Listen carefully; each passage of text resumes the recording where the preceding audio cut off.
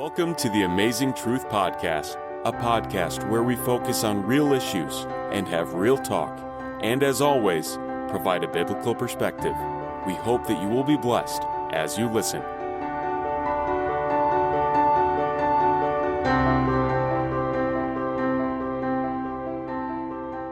Hello and welcome to the Amazing Truth Podcast. This is the Amazing Truth Minute. This is the Amazing Truth Podcast. The Amazing Truth Podcast.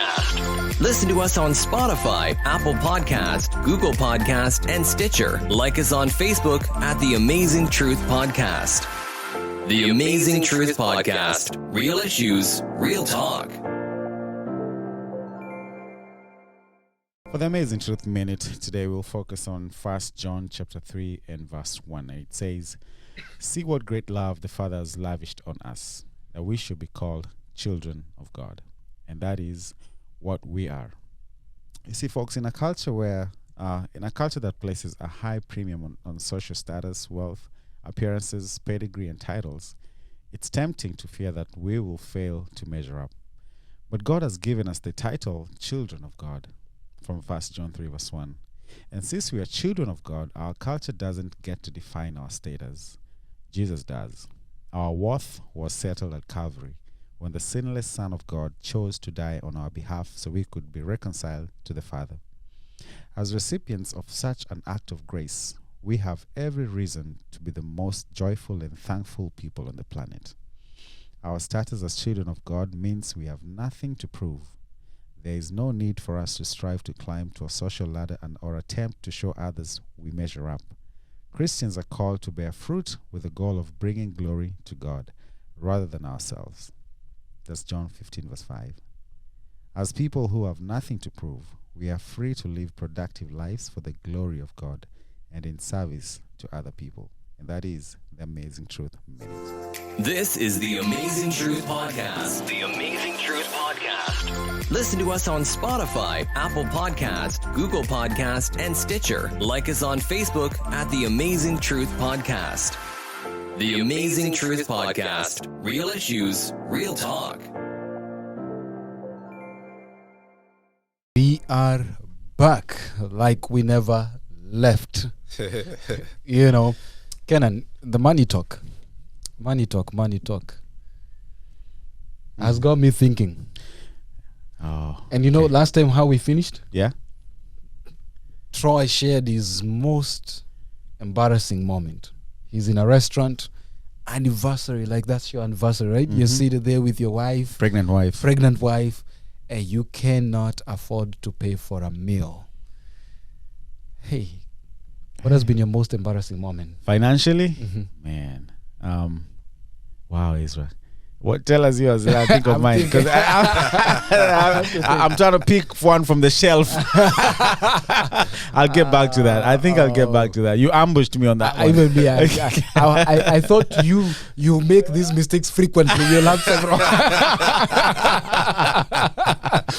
I do, but I still have to pick one that fits. I think for me, it's not an embarrassment. It's a statement. When I got married, my wife, we went for honeymoon. It's not an embarrassment, but I remember we were on our honeymoon. It was on a Wednesday. I remember vividly. And growing up, I never had I went to school budget and all that. Yeah. Then she looked at me and she said, "We need to sit down and do a budget." I felt personally attacked because I had never done a budget to begin with. How do I start confessing that I don't know how to do one to this lady that I just got married to? Yeah. Who looks up to me because of everything else? I'm supposed to be the husband of the home. And then the other thing is I thought of the account. What is there for me to budget for? And I think for me that was a moment where it lingered in my life for a year. I think it's not until a year later that I actually had to sit down and face her and have this real conversation on finance. So it wasn't embarrassing, but I felt undressed. I felt attacked. I felt vulnerable. I felt like I needed to hide things. And if you ask me, I don't know why. Right. So, right. No, for me, I think it's not embarrassing, but kind of a wake-up call. It was just after the night of our wedding reception. So just plan a nice wedding, beautiful, right? and it clicked. I had just paid bills. I was still living in an apartment. So I just paid bills, but there was one that was lingering, a light bill. And I had no money. Well, now we had no money. And I did not know where I was going to pay the light bill from. And I think it had stacked up for a couple of months. You know, in the winter, they don't disconnect. So it had stacked up for a little bit. But God came through. But the wake-up call was, now I have to plan. You have to plan bills.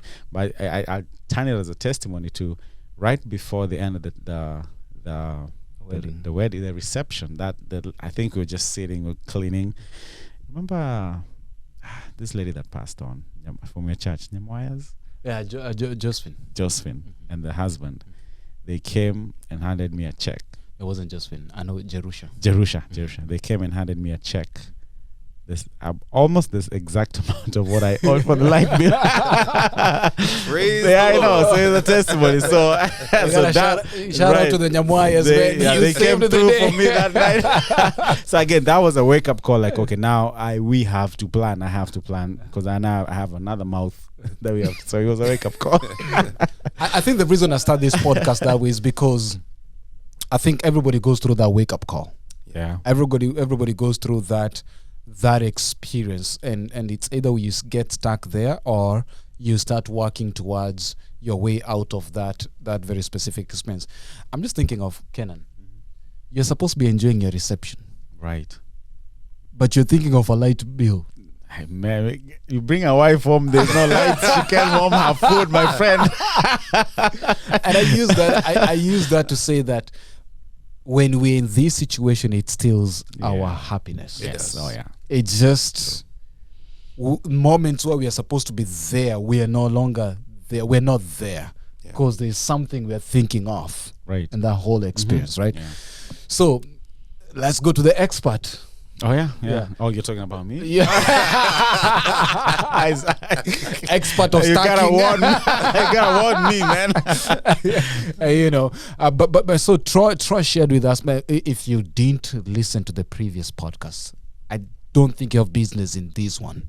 You gotta pause, go and see the other one and listen to it because we're building on it. So Troy takes his wife out and it's anniversary and he has $20 to his name. He has a Visa card that needs to be activated, but they can only activate on Monday or Monday through Friday. Before you go there, can I let's pull up. Let's put a plug, right? Okay. A plug because there's people that will listen at the end, So let's put a plug. Troy is a financial literacy coach, and he has a class called the Blueprint. Right? There's that. Yes. The Blueprint. Yes. You can find it at trysLevy.com. Correct. TROYSLEVY.com. You can click on the masterclass and you'll get it. So that's the plug for the beginning. We'll do another one at the end, so we don't forget. But So- go ahead. Awesome. Thank you for plugging in that.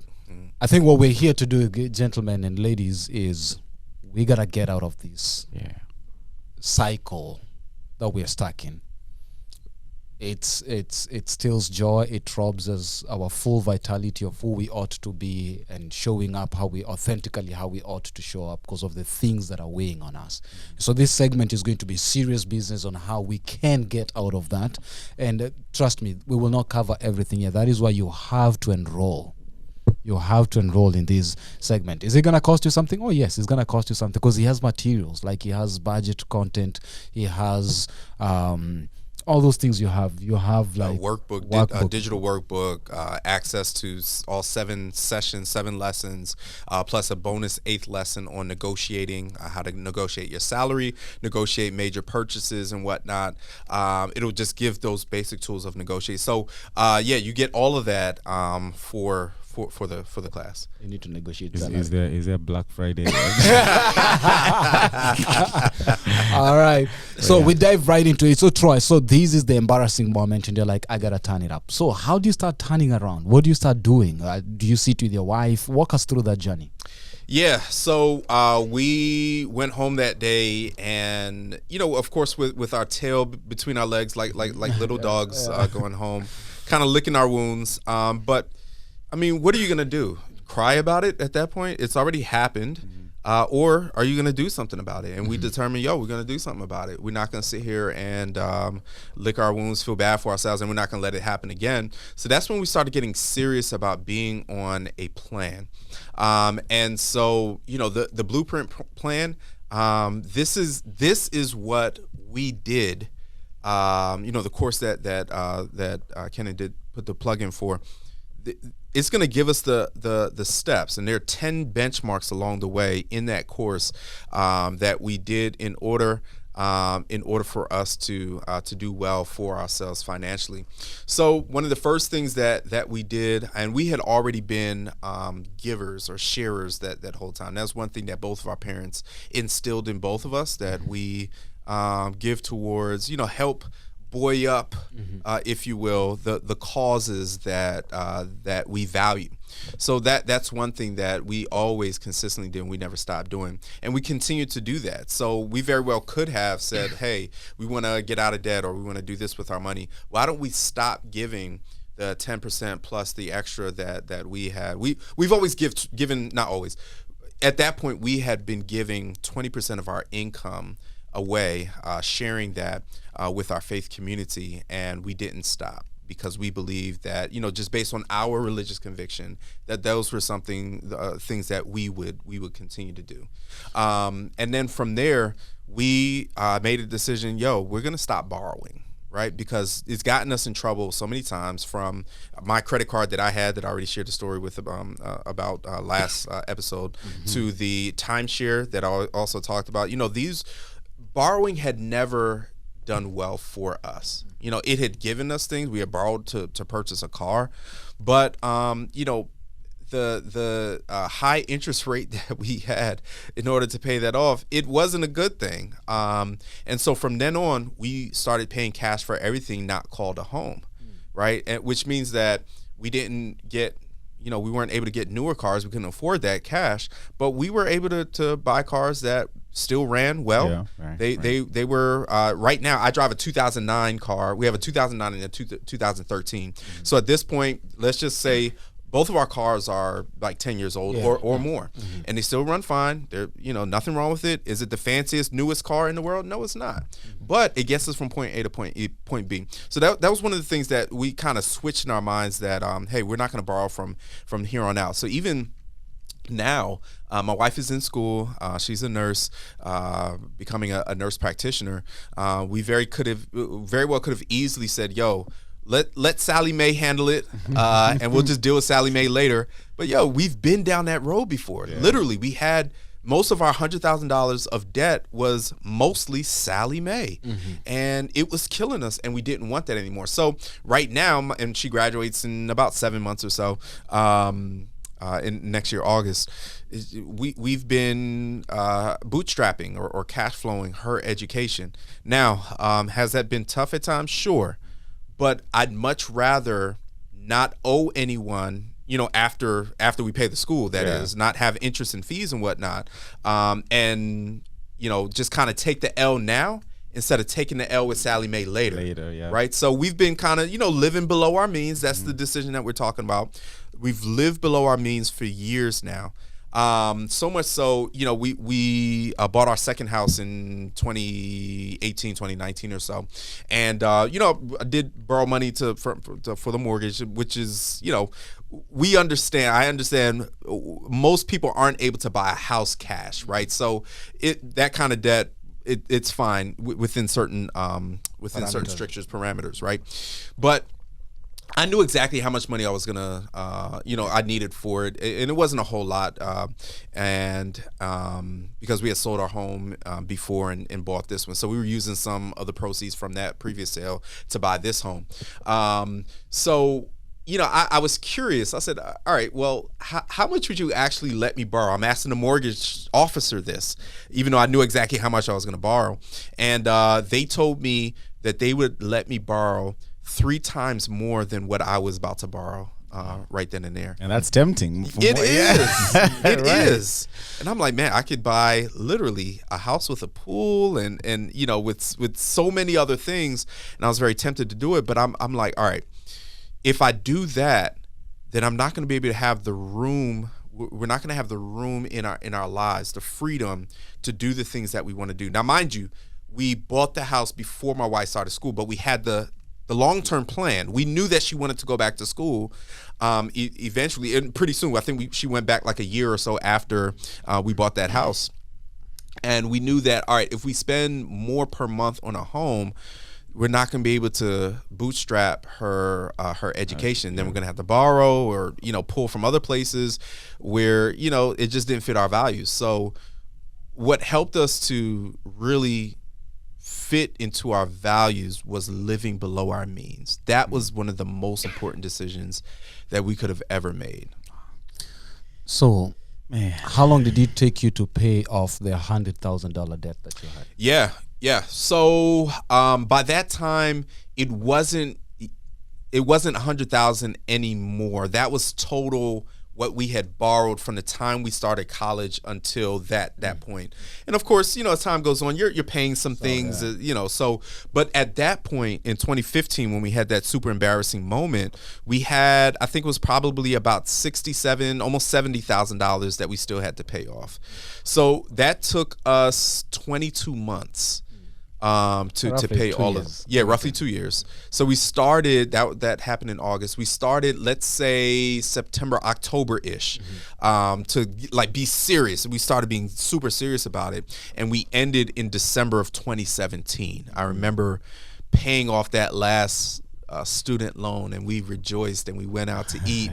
And this time we were able to pay our full bill because we were no longer living paycheck to paycheck. And that was just a huge turning point in our lives, man, where we finally experienced financial freedom in a way. Like, we didn't know life without debt in terms of our married life. Really, our whole adult life was based on debt. It was starting with student loans. And then when we got married, it was just all debt. And we were just like always living behind the 8 ball, right? And so finally experiencing that freedom was like nothing else, man. And we, now mind you, it wasn't, I'm describing the rosy part, Kenny, and I know I'm gonna let you say something in just a second. Yeah.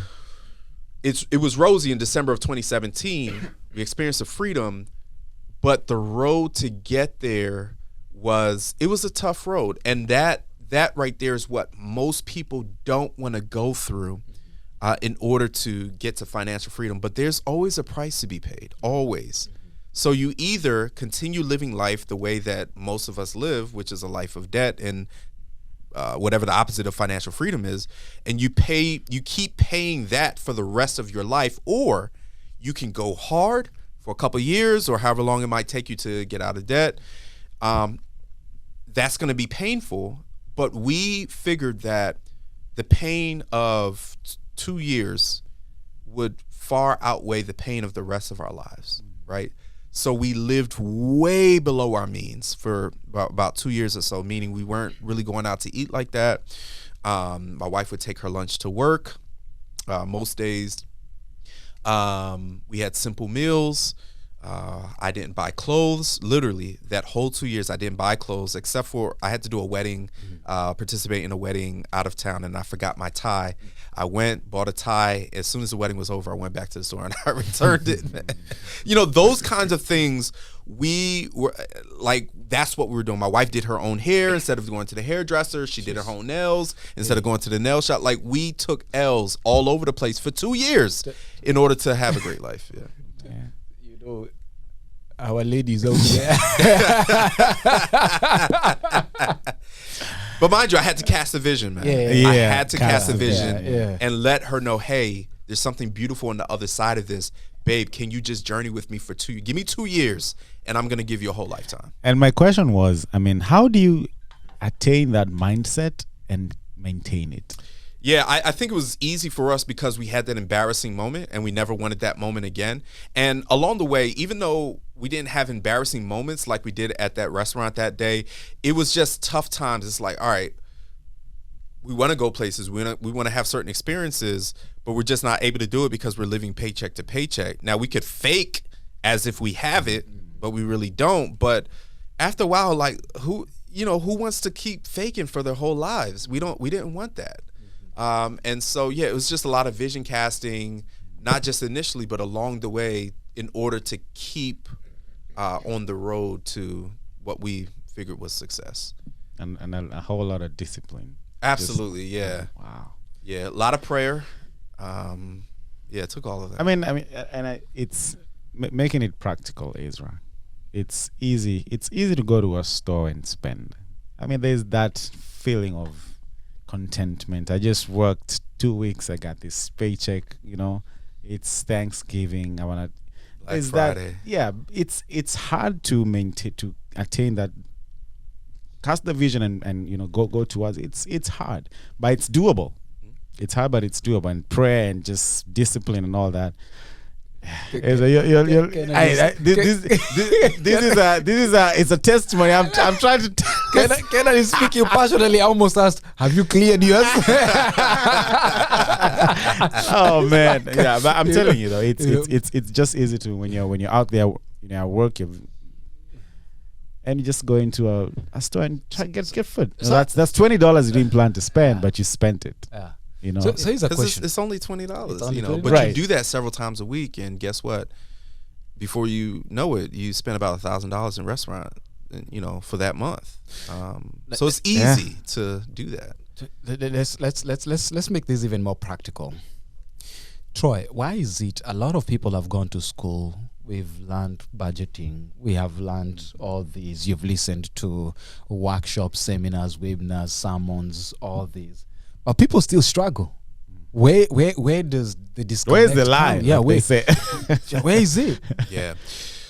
I tell people all the time that, and these are, I use these percentages is just numbers, but personal finance is only about 25%, math. It's the vast majority, let's say the other 75% is emotion. So we don't make financial decisions based on a spreadsheet. We don't make financial decisions based on what we learned in school. That gives us a framework, yes, but that's not how we actually make decisions. We make decisions at the dinner table. We don't make decisions based on what we know and the math, what makes the most sense. Otherwise, we would look at debt and the whole industry and be like, yo, this is stupid. Mm-hmm. This is dumb. Because if we actually did the math on what most of us do with money, the math doesn't make sense, right? But we don't make financial decisions based on math. We make it based on emotion. And so, when I look at my kids sleeping at night, I'm making, little do I know, I'm making financial decisions because I want to set them up for a good future. When we look at our spouse at night, or as we speak during the day and say and talk about our dreams or whatever, we're literally right then and there making financial decisions, and we don't even know it, right? And most of us may not know this, but guess who does know it? Who do know it? Marketing companies know that we make financial decisions based on emotions. That's why when they craft commercials, or when they have product placement in stores, okay, when they in the mall. I just came from All of America. Thank you, Ezra. My first time. Ezra, why are you trying to make the man spend, man? Why? But Go ahead. When we walk past the department store, whether it's Macy's, Nordstrom, or whatever, the smells that we smell in the air. What do we smell? Perfume and cologne. Yeah. Well, that's for a reason. When we open up our phones and see ads, all of this is penetrating our senses. Even when we go to Costco or Sam's Club, the taste testing. All right. So notice everything that I'm saying. These are our senses: taste, smell, sight, what we hear, the jingles, everything. Okay. It's all marketing, because marketing companies know that the best way to hit our emotions is to hit our senses, because we make financial decisions not based on math, but based on what we taste, smell, hear, and all of those things affect our emotions. Okay, so that they know that. It's just that we as consumers don't realize that about ourselves, but they know all of this. It's nothing new. Wow. Kenan, yes. What did the sense of taste get? Hey, when I go to when you go to Costco and they have They those, have all taste those- testing. You taste like a nice piece of you don't eat corpses, but you don't eat meat. But yeah, but My you test stomach that is on and a it's grill. it's presented nice Yeah. for my eyes. I mean, it tastes good. And then one more thing, it's not too far away from where it's like I just say it's right behind me. It only makes sense. Right. And so I end up going, I had a list. I usually go with a list, but I have like 3 extra things on that list just because of that, Yeah. that the marketing. So emotions is a big. So can we say that generational? Could we say? Will it be fair to say that equally generational? I don't want to call it. It's not trauma. Decision making, inheritance. Can we inherit habits from our parents, our environment to shape how we make financial decisions? Because we have established it's not a spreadsheet.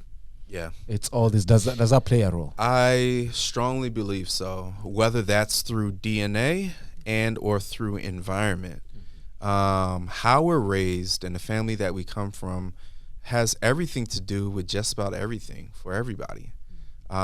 So whether those are financial habits or even the emotions surrounding money, sometimes we can receive those. And of course, these things aren't a perfect science. We don't know exactly what DNA strands are coming from where. We just don't necessarily know that. But yeah, absolutely. That is highly probable, not just possible. And I think Ezra too, if I go to a store and I have my kids with me, and for example, I verbalize, oh, that is a nice pair of shoe, I'm going to get it. The first time it's a one-off, right? The next time they saw me buy that shoe, last week, and then I go to another store, I say, oh, that's a nice shoe, I'm going to buy it. The next time we go to a store, that's the mindset they have. Oh, when daddy goes to the store, he has to buy a shoe. And then over time, you do that every time. They'll learn that. Oh yeah, we spend. Absolutely. Although they see 100 pairs of shoes in the house, so it's a culture we cultivate for ourselves and our kids or the people that we love. Absolutely. What are some practical examples? I'm thinking. Let me give mine, and then I grew up in a home where I used to hear my father say, "I don't have money," which in real sense that was not true. Is that I have money, but it's for paying your school fees. So I grew up with the mindset over a period of time where even when I have money myself, I find myself saying, I don't have money. I don't know about you. For me, especially after working through some things in my struggles financially, if I had some extra money in the bank, I didn't know what to do with it. Because I've grown always being told, there's no money. So that's something I realized. I was cognizant of that. No, I don't need to say I don't have money. What I need to say is that I do have some money, but I'm planning to spend it for X, Y, Z. When I get extra, I can do that. Is there anything for you in your lives that you can think of that you inherited in your environment, your culture, your DNA that you're like, okay, that's something I had to break in my life, or we need to break? You want to go first, Kenneth? Yeah, I think it's something that I inherited based on the fact that I came to this country, and when you come to this country, there's a lot of freedoms that you inherit. You can move freely, you have a car, and there's that financial freedom that you get. Although, and if your first job, you convert the dollar, and you're like, okay, in Kenya it's like this. So you have. So for me, something that I'm trying to destroy is if I have money extra after paying everything else, if I have it in the bank, it's not supposed to be spent. I don't have to clear my account because there's that extra. I think that's something that I have to, practically say, okay, I'm putting this in a savings account, and I don't, because when I see it, I want to spend it. Yeah. I think that's one thing I want to kind of break the habit of. Yeah. I think for us, on the positive side of things, there's just some values that my wife and we share that we both got from our parents. So, I think private school is one of those. We both of us went to private school. Matter of fact, we met in high school at a private school because that was a value for both sets of our parents, and we now pass on that value to all 3 of our children. So yeah, I love the fact that, Ezra, you're saying that your dad, he had his priorities straight. And it sounds like maybe he didn't necessarily know how to verbalize the priorities, but he had it straight. And I think for us, let's build on that. Maybe our parents, I don't think any of our parents had it 100% right. You know what I mean? But let's take the positive things that they did have, and let's start verbalizing now. Okay, he had his priorities straight, but all he said was, "Hey, I don't have money." We all know he had money, but the money just wasn't for everything that you wanted to spend it on. Well, let's start having those conversations with those who are coming after us, and say, "Hey, here's how you make good priorities, right? Here's the money that I make." And by the way, I don't think, even myself, I don't think I do a great job sharing with, not that my kids need to know everything, but sharing salary and stuff. And in our communities, many times we don't share how much we make and stuff. But guess what, man? Other communities that may not look like us, you better believe that they're having these conversations, and they're using not just within family, but they're within workspaces and whatnot, and they use those conversations surrounding money as leverage for negotiating better pay and whatnot. Like, so and so is getting paid such and such. You're gonna give me whatever. We don't have those a lot of those conversations, because it's always this big secret surrounding money in many Black, and I'm not sure about anyone else. I'm Black and I don't know any other cultures, but in my culture, we just kind of put our head in the sand, and what I make is what I make, and we don't have those conversations. I think we should have those conversations, and then teach those coming after us, hey, here's why we're not making certain financial decisions, not because I don't have the money, but because it's just not as much of a priority as this is, right? And so we're going to support this over that. And if we make some extra money, then maybe we can make that a secondary priority, not just a primary priority. So as I'm listening you speak, there's something that you say that just hit me. Where did this secrecy surrounding money come from? Because money, it's a secret. Like couples, parents to children. Man, I'll share everything with my wife, but I won't share with her my finance. Like my body, my everything. Sleep in the same bed, but I can't share. You're a parent, you raise your kids, you tell them everything I have is yours, but they don't know what's everything. Like, that's not shared. I'm working hard for you. Like where did this secrecy historically, where do you think it came from? That's a good question, and I don't have any hard evidence or any objective research to quote from. So I'm not gonna go all the way. I will say that in my research, some of the negative aspects of financial stewardship in the Black community definitely does stem from slavery. I'm not quite sure if this is one of those things, so I just want to be fair. But there are some other things. So for instance, the urge to, when you get money, to just spend it right then and there.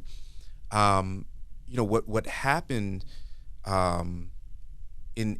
during those slavery times, you didn't have the luxury of, in most cases, saving a lot and, having a long-term plan. Because you didn't even know. You don't know what's happening to you tomorrow.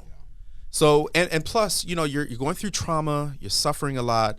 So in order to maybe put a Band-Aid on the trauma, and because there's never any kind of you're not thinking long-term necessarily. Most people aren't if you're enslaved. So the best thing that I can do is just to, make myself feel good in the moment. Let me have just a little bit of pleasure right here, because I don't even know what's going to happen tomorrow or a year from now, or 5 years from now.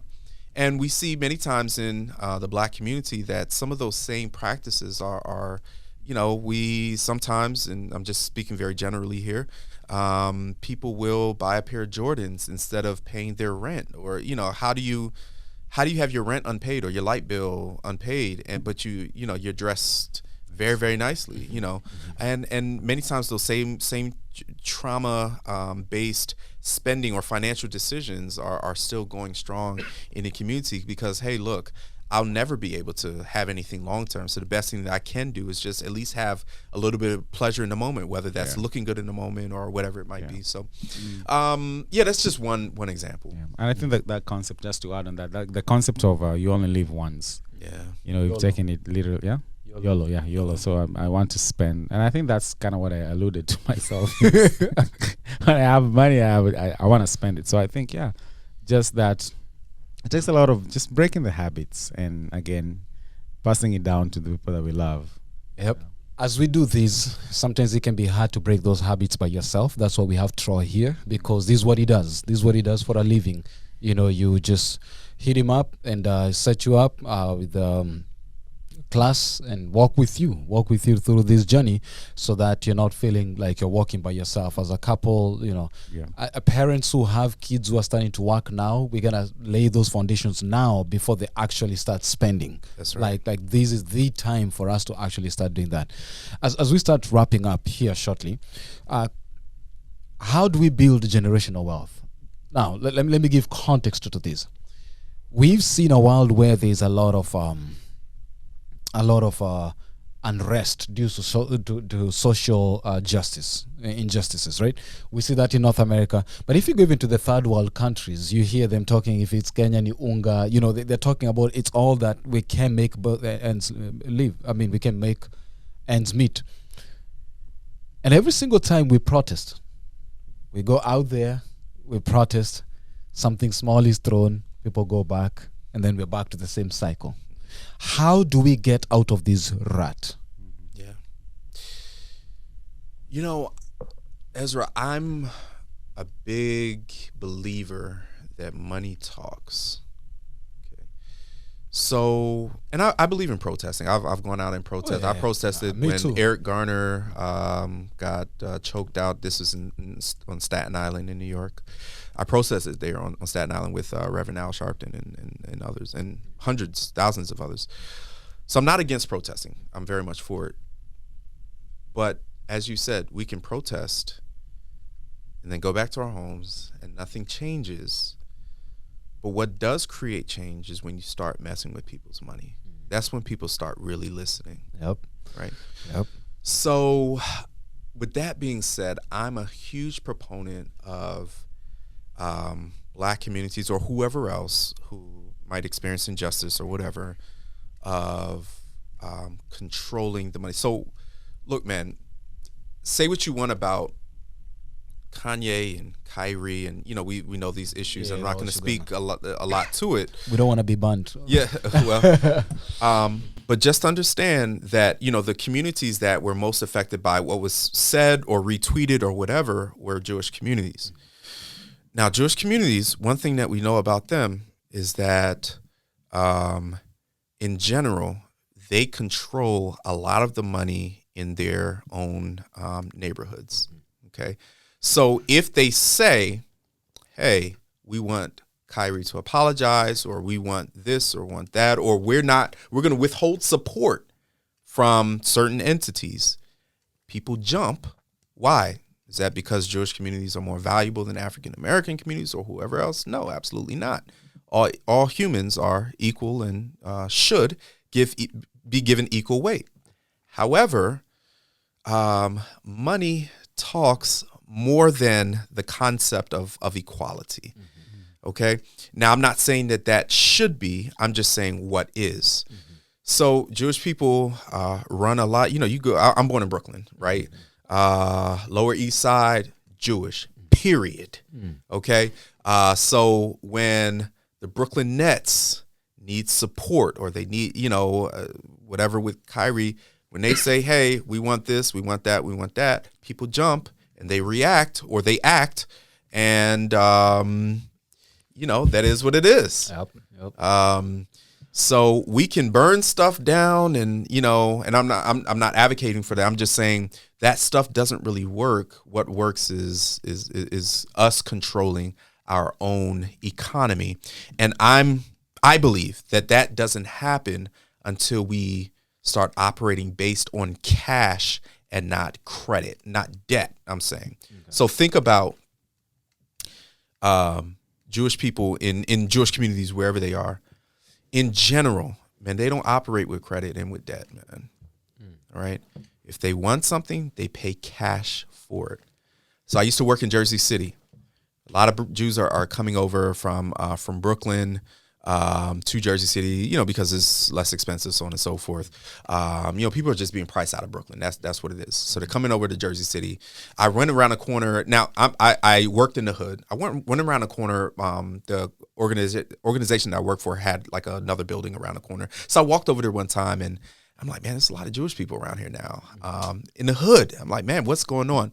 And just some of the anecdotes and stories were that that the Jewish community were buying houses in that neighborhood, not by way of a mortgage. And by the way, I'm not against mortgages, but they were putting down cash and saying, hey, I'll buy your house. Here's a check, right?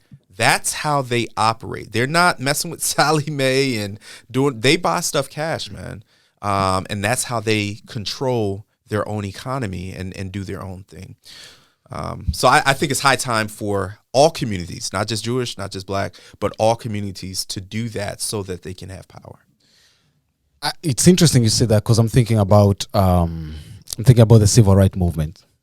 Like it's when the financial piece was touched. That's right. When now civil rights became a real thing. The Montgomery bus boycott. For 1 year, exactly. They boycotted and they hit Montgomery where they hurt. Exactly. And which was the money. Sorry, go ahead. Yeah, that's when you go back historically, when you think about India and Mahatma Gandhi, the salt and the clothing industry and all of that, when those were hit, then it was at that moment they're like, hey, we got to sit down and listen to these people. So to bring this to our bring this down, it comes down to the point of even you and I, if we're not calling the shots on our finances, whoever is calling those shots owns us. That's right. It's period as that.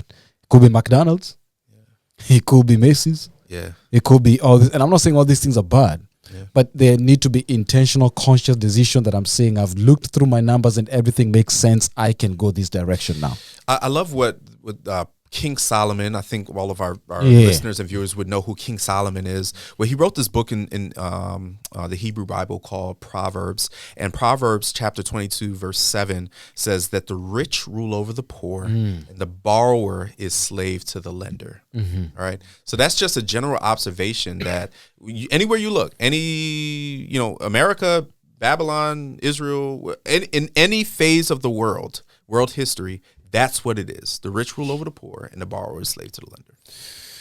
Man, we can talk all we want, but still we need money in our pockets. Right? But I think the most important thing that I'm hearing, and I've had Ken, and you haven't spoken for a while. I know this can. No, I'm listening, man. I have to. This can evoke trauma. No, I'm listening. I think. I think let's do some takeaways and then we. Yeah. So some key takeaways from you, Kenan, Kami, and then some principles. You finish us with some principles for someone who's getting started as we wrap up. So for me, I think the takeaway for me is I have to create a mindset that keep most of the money that I work so hard for. I need to cultivate that and put that mindset, and then establish a discipline in my life, the way I spend, the way I save, the way I work hard for that money as well, and also casting a vision with the people that I love. And because then if we do it collectively, we move farther. Right. So I have to cast that vision. So and it's good to have those tough conversations about money. I think for me, my takeaway is being intentional to notice my emotions and money, so that I can be able to regulate. Am I buying out of? I feel like I'm not fitting in, so I want to fit in. So that emotion of just wanting to fit in is what's driving me. Am I fearing to discuss money because I'm guilty and I spent some money somewhere, so I'm ashamed? Is it the guilt? Am I, buying because, again, fear is driving me? I'm afraid that if I don't own such kind of a car, how will people see me? So that fear is driving me. Just being intentional to listen to my emotions, to know that they play a huge role for me as I do that. And then I think the other thing is, I think something that you've constantly said Troy, is giving. Like, sometimes when with money we always talk about receiving, and that does something to us. Like, it does something to us. Then hence you see, all this corruption in the world because everybody's thinking of themselves. But I think when you give, and you give wisely and responsibly, it does something to you. So those are my two takeaways that I'm taking from this. Yeah, awesome. I'll just kind of summarize, and I'll piggyback off of what you're saying here, Ezra, that my goal for everybody, all of our listeners and our viewers, is to have a fulfilled life. Now, money is part of that fulfillment. However, we get so much more fulfillment sharing with people, right? Not just hoarding for ourselves.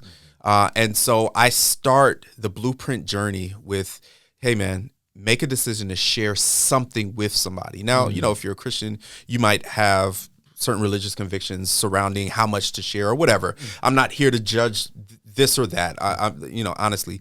But you need to make a decision to share something, because you're not going to, I could give you some principles to, let's say, get rich or get wealthy, but you can spend all of this time, years, building wealth for yourself and you still not be fulfilled. So what I'm teaching, it still wouldn't do anything for you, because you'll be a rich, unfulfilled person. I don't want you to do that. So I want you to share on the way up. Now, maybe that's a certain percentage, or I don't care if it's $1 a week. I don't care. I'm just saying, make a decision to share something, and that's going to lead to fulfillment in the long run. All right. And beyond that, as you guys are saying, make a decision to live below your means. I'm a strong proponent of not borrowing anything. So you're going to have to make a decision to just stop borrowing. You can't borrow your way out of debt. It just, those two are just incompatible. They're just little things that can be done, and with some discipline leads to a lifetime of building wealth. Awesome, listeners. There you have it, and viewers, there you have it. We are talking money talks here, and we all know it. I don't need to, tell you much. You all live in this world. And so it is our hope, our prayer that, our time here has been fulfilling. Like, it's at least prick your conscience to start thinking differently. Yeah. And if you find yourself thinking that way, Troy is here again. Troy, what's the website? The website is my name, Troy, with the initial S for Solomon. My name is Troy Solomon Levy, but it's just TroySLevy.com, and you'll find the blueprint course right there. You know what? I'm gonna say this.